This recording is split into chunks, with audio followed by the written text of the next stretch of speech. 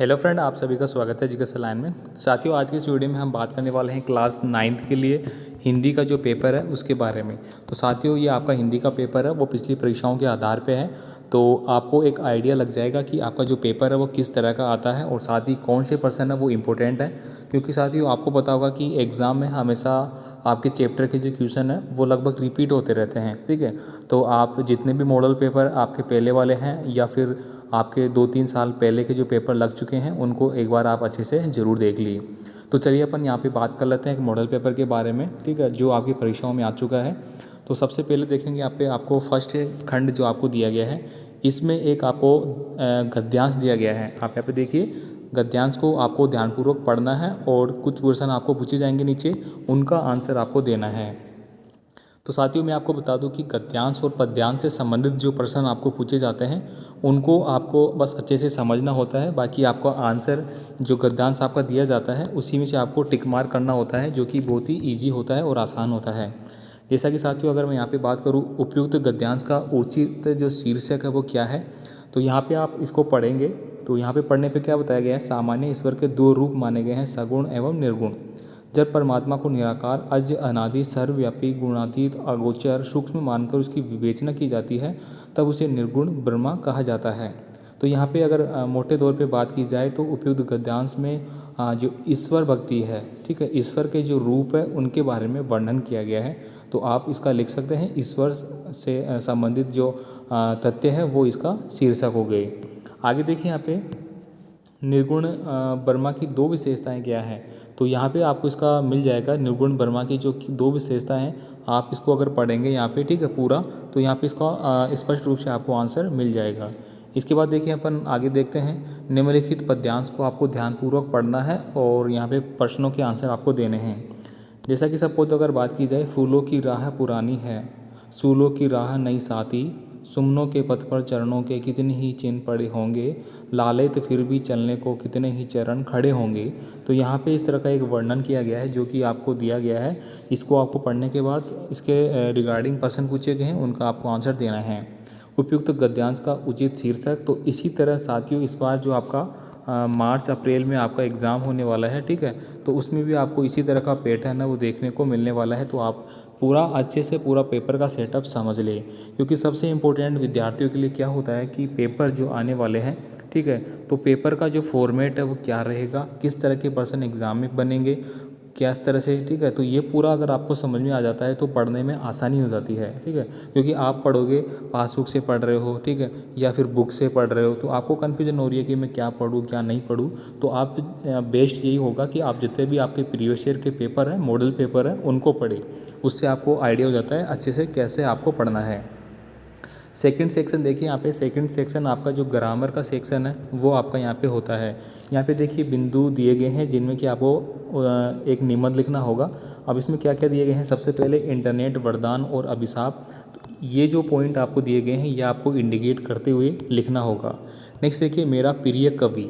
तो मेरा प्रिय कवि के बारे में आपको यहाँ पे कौन कौन से टॉपिक लेने पड़ेंगे, काव्य और समाज, ठीक है, प्रिय कवि का सामान्य परिचय और विशेषताएं, प्रमुख रचनाएं और उपसंहार। तो ये टॉपिक लेते हुए आपको एक निबंध का निर्माण करना है। पर्यावरण प्रदूषण, बेटी बचाओ बेटी पढ़ाओ, तो इनमें से आप किसी भी एक पे लिख सकते हैं।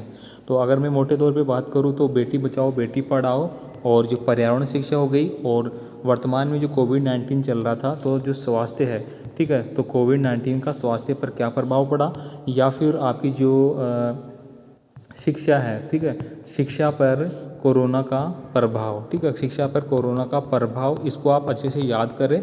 ये मोस्टली आपको पूछा जा सकता है, ठीक है, इसके 90% चांस है। आगे देखिए, यहाँ पे स्वयं को देवास निवासी पुस्तक विक्रेता मानते हुए मोहन राघव प्रकाशन नई दिल्ली से कुछ पुस्तकें मंगवाने हेतु पत्र लिखे। यानी कि साथियों आपको पत्र लिखना आना चाहिए, एक तो पत्र लिखना आना चाहिए और एक एप्लीकेशन लिखनी आनी चाहिए, जिसको अपन बोलते हैं आवेदन, जो आपका एप्लीकेशन होता है, एक फॉर्मेट जिसमें कि आपको छुट्टी वगैरह चाहिए, बहन की शादी के लिए, इस तरह का जो होता है वो आपको आना चाहिए। तो पत्र लिखने के लिए आपको कोई भी आपको पासबुक में दिया हुआ होगा किताब में, उसको आप अच्छे से ज़रूर देखें। इसके बाद देखिए, यहाँ पे अथवा में दिया गया है आपको स्वयं को जिलाधीश गया मानते हुए अपने जिले के समस्त राजकीय और गैर सरकारी विद्यालयों में संस्था प्रधान को एक पत्र लिखे, जिसमें अपने विद्यालय में गांधी जी की 150वीं जयंती बनाने के लिए आदेश दिए गए हैं। इसके बाद देखिए यहाँ पे खंड 3 आपका आता है। इसमें देखो आपको जो ग्रामर के सेक्शन है, विशेषण की परिभाषा देते हुए विशेषण के कोई 2 भेद लिखने हैं। यानी कि दोस्तों जैसे कि विशेषण क्या होता है, यानी कि कर्ता द्वारा किए गए जो कार्य है वो उसका विशेषण है। यानी कि आप बोल सकते हैं कि राम है व राम हलवाई का कार्य करता है, ठीक है। तो राम कार्य कर रहा है, एक तो हलवाई का कार्य कर रहा है, तो उसकी विशेषता क्या हो गई, एक वो हलवाई है तो उसकी विशेषता है। आप बोलेंगे कि राम स्कूल में एक अच्छा अध्यापक है, तो यहाँ पे अच्छा अध्यापक उसकी विशेषता हो गई। इस तरह से जो वर्ड होते हैं वो क्या होते हैं, आपके विशेषण को व्यक्त करते हैं। इसके बाद देखिए यहाँ पे प्रशांत खेल रहा है, वाक्य में कारक काल वाच्य आपको बताना है। तो यहाँ पे कारक बताना, आप तो कारक कौन सा हो गया, काल कौन सा लिया गया है। काल तो आपके 3 प्रकार के काल होते हैं, जैसा कि आप जानते हैं कि इंग्लिश में आपने पढ़ा होगा, वर्तमान काल, भूतकाल और सामान्य काल, ये 3 काल होते हैं। तो प्रशांत खेल रहा है तो वर्तमान काल की बात हो गई, तो अगर काल की बात बोले तो आप लिख सकते हैं वर्तमान काल, ठीक है। इस तरह से यहाँ पे वाक्य के कारक कौन सा लिया गया है, ठीक है। इसके बाद वाच्य आपको बताना है, इसमें वाच्य कौन सा हो जाएगा, ये सारी इंपॉर्टेंट सेक्शन है। द्वंद्व समास को उदाहरण सहित बताइए। अब दोस्तों द्वंद्व समास, सबसे पहले बात करेंगे समास कितने प्रकार के होते हैं। तो समास आपके 6 प्रकार के होते हैं, ठीक है। अब यहाँ पे बात की गई है द्वंद्व प्रकार की, तो द्वंद्व में और छिपा, ठीक है। तो आप इसे देख सकते हैं द्वंद्व, यानी द्वंद्व में दोस्तों जैसे कि आपने पढ़ा है माता और डेस लगा के पिता, तो ये जो शब्द इसमें आ जाता है बीच में, और ये दोनों शब्द आपके क्या है, विलोम शब्द है। इस बात का आप जरूर ध्यान रखें, अगर ये डेस लगा हुआ है और ये दोनों विलोम शब्द नहीं हैं तो वो क्या होगा, द्वंद्व समास नहीं होगा, वो तत्पुरुष समास में चला जा सकता है। कई बार ऐसा होता है, ठीक है, जो आपके अलग सेंटेंस होते हैं उनके बारे में। तो द्वंद्व समास आप बता सकते हैं कि जिसमें और की गणना या अथवा की गणना होती है वह द्वंद्व समास कहलाता है। उदाहरण सहित बताइए, तो उदाहरण सहित आप बता सकते हैं कि माता और पिता पूजनीय होते हैं, या आप इसे लिख सकते हैं, ठीक है। आगे देखिए यहाँ पे अगला सेक्शन की बात करता हूँ मैं। निम्नलिखित वाक्यों को शुद्ध करके आपको लिखना है। रमेश की तो अकल मर गई है, ठीक है। तो यहाँ पे आपको इसको क्या करना है, शुद्ध करके बताना है, यानी कि आपको वाक्य शुद्धिकरण आपसे पूछा जाएगा। घर पर सब कुशल है, ठीक है। तो ये आपसे पूछा जा रहा है, तो आपको ये क्या है, शुद्ध नहीं है, इनको आपको शुद्ध करके लिखना है, ठीक है।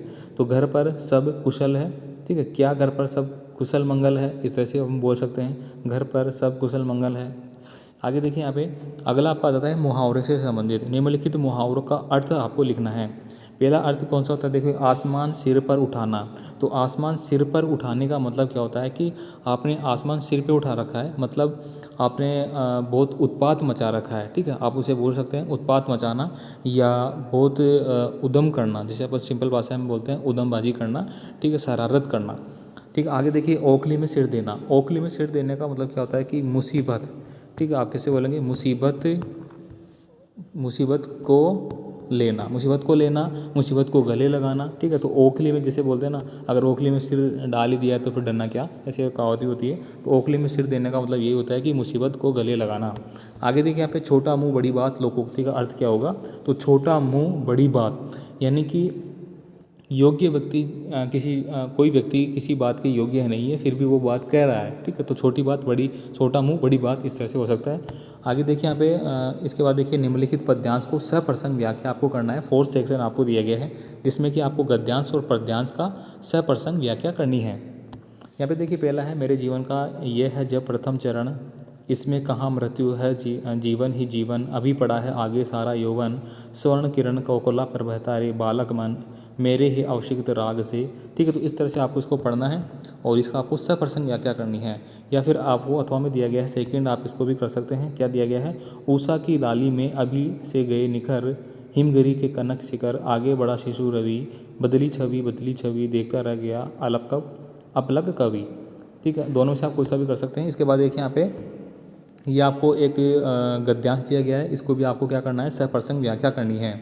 सप्रसंग व्याख्या में आपको सबसे पहले क्या करना होता है कि उसकी बारे में लिखना होता है। जैसे कि आपने लिखा प्रसंग, ठीक है। तो प्रसंग में आप उसका डिटेल देंगे, कौन सी कवि के द्वारा लिखी गई है, कहाँ से लिया गया है ये, फिर उसकी व्याख्या करेंगे आपकी इन चीज़ों में क्या किसका वर्णन किया गया है, क्या बात कही गई है।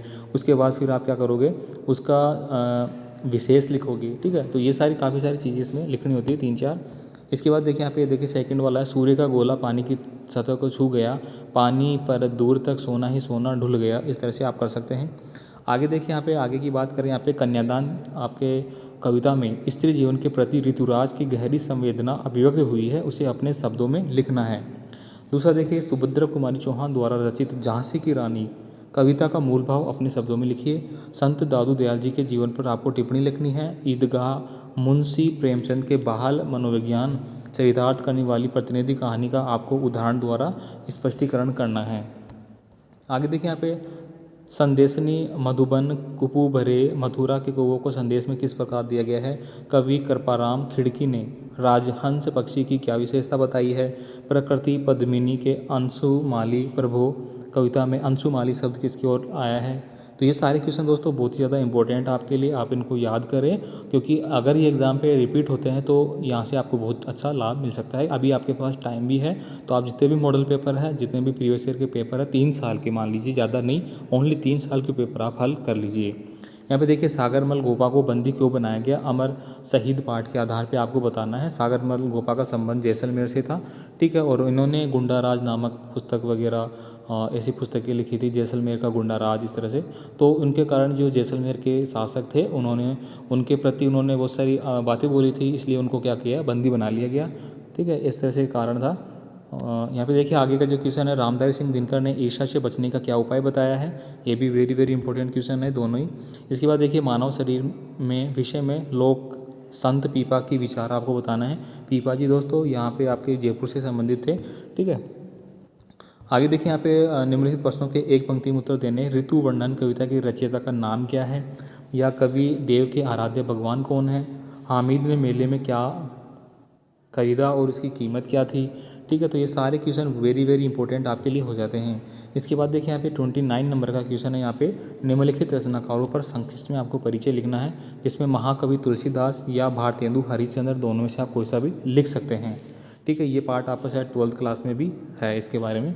आगे देखिए यहाँ पे, शराब का सेवन कर वाहन चलाते के कारण दुष्परिणाम हो सकते हैं। यदि आपका कोई दोस्त या रिश्तेदार ऐसा करता है तो आप क्या करेंगे। तो ये एक व्यवहारिक प्रश्न हो गया, आपका एक बौद्धिक प्रश्न हो गया, ठीक है, बौद्धिक स्तर पे पूछे जाने वाला।